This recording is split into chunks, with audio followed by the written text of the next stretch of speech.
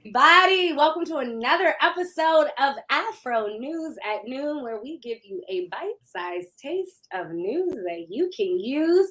Happy Valentine's Day out there to all of the lovers. And by lovers, we mean just people who love us, and we love you.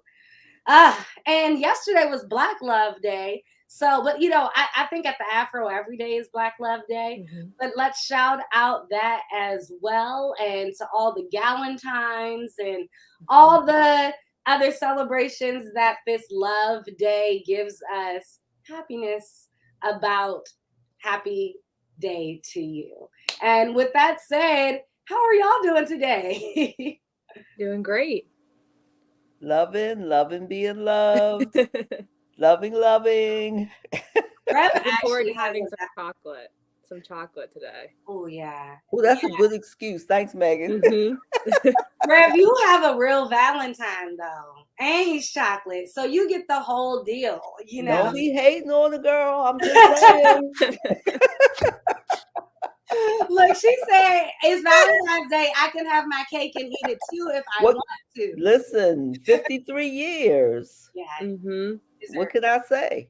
you deserve the man and the Mm-hmm. chocolate.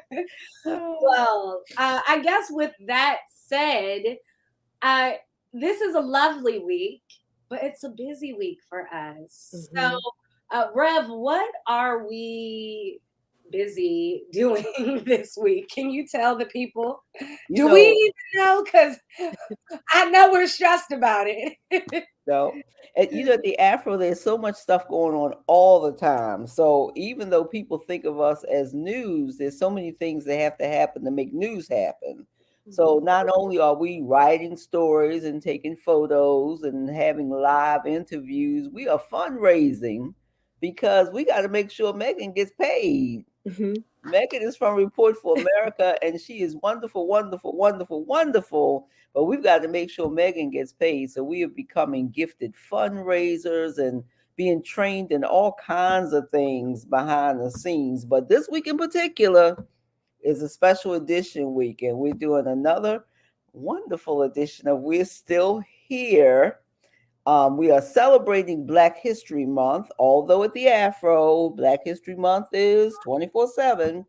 But we're focusing on those who have been first at what they do or who they are, and those who are the few who do what they do.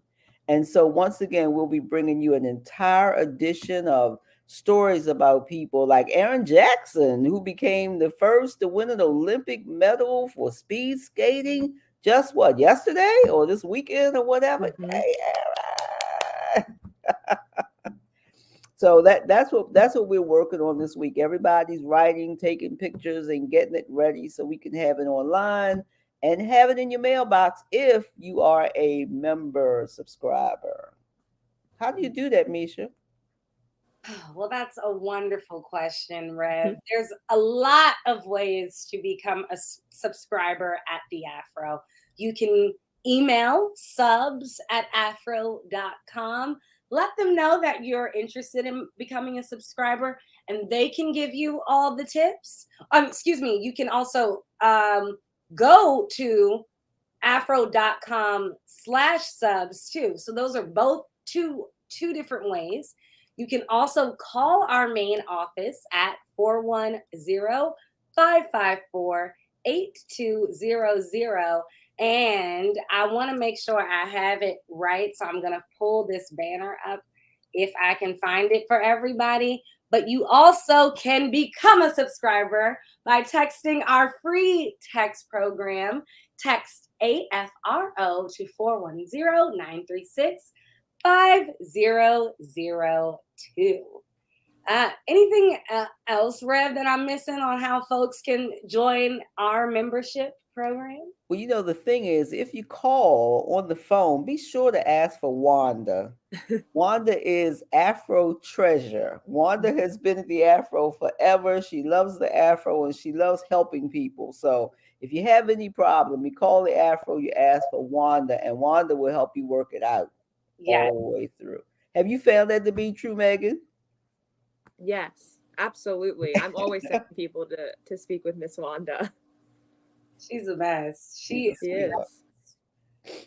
So, Megan, I know you told me about the story that I think I'm about to be writing in the next few minutes. So Hmm. why don't you tell me and the rest of the people out there about it? It's a really awesome story, and it works right within what we're focusing on. Yeah, exactly.